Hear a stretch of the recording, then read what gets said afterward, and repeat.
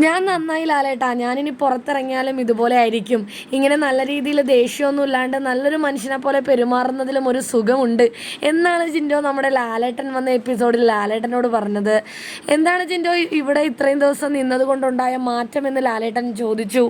ആദ്യം പറഞ്ഞത് എനിക്കിവിടുന്ന് പോകാനേ തോന്നുന്നില്ല ലാലേട്ടാ. അപ്പോൾ ഇനിയും ഒരു 100 ദിവസം കൂടി നിൽക്കണമെന്നാണോ ജിൻഡോ പറയുന്നത് എന്ന് ലാലേട്ടൻ ചോദിച്ചു.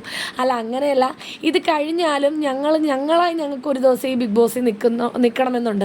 ബിഗ് ബോസ് ഹൗസിൻ്റെ പുറത്തല്ല, ഇവിടെ തന്നെ ഈ മൈക്കൊന്നും ഇല്ലാതെ ഒന്ന് അടിച്ചു പൊളിക്കണമെന്നുണ്ട്. എല്ലാവർക്കും അങ്ങനെ ഉണ്ട് ലാലേട്ട എന്നാണ് ജിൻഡോ പറഞ്ഞത്. അപ്പോൾ ലാലേട്ടൻ പറയുകയാണ്, ഓ മൈക്കൊന്നും ഇല്ലെങ്കിൽ പിന്നെ നിങ്ങൾ പറയുന്നത് പുറത്താരും കേൾക്കില്ലല്ലോ അല്ലേ എന്നൊക്കെ രീതിയിൽ.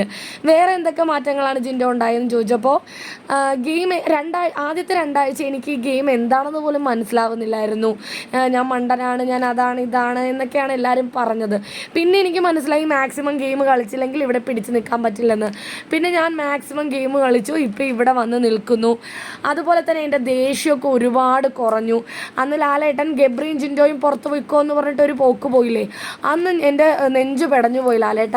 അന്ന് ഞാൻ ഒരുപാട് പ്രാർത്ഥിച്ചിരുന്നു, ആഗ്രഹിച്ചിരുന്നു, ദൈവമേ ഈ ഒരു നിമിഷം ഈ ഒരു സാഹചര്യത്തിൽ ഞാൻ പുറത്ത് പോകേണ്ടി വരല്ലേ, എനിക്ക് ഒരവസരം കൂടി തരണേന്ന്. ശരിക്കും എനിക്കൊരു പുതിയ ജന്മം കിട്ടിയതുപോലെയാണ് തിരിച്ചെന്നെ ഹൗസിലേക്ക് കയറ്റിയപ്പോൾ തോന്നിയത്. അതിനുശേഷം പിന്നെ ഇതുവരെ ഞാനൊരു ചീത്ത വാക്ക് എൻ്റെ വായിൽ നിന്ന് വന്നിട്ടില്ല. ഇവരോട് ആരോട് ചോദിച്ചാലും അവരത് പറയും. എൻ്റെ പെരുമാറ്റം, എൻ്റെ ദേഷ്യം, എൻ്റെ എല്ലാ സ്വഭാവത്തിലും വളരെ മാറ്റം വന്നു. ഇനി പുറത്തു പോയാലും ഞാൻ അതുപോലെ തന്നെ ആയിരിക്കും. ഈ ഒരു മാറ്റത്തിൽ നല്ലൊരു സുഖമുണ്ട് ഇങ്ങനെയൊക്കെ പെരുമാറുന്നതിൽ എന്നാണ് ജിൻഡോ ലാലേട്ടനോട് പറഞ്ഞത്. ലാലേട്ടനും ജിൻഡോയുടെ വാക്കുകൾ കേട്ട് ഒരുപാട് സന്തോഷം.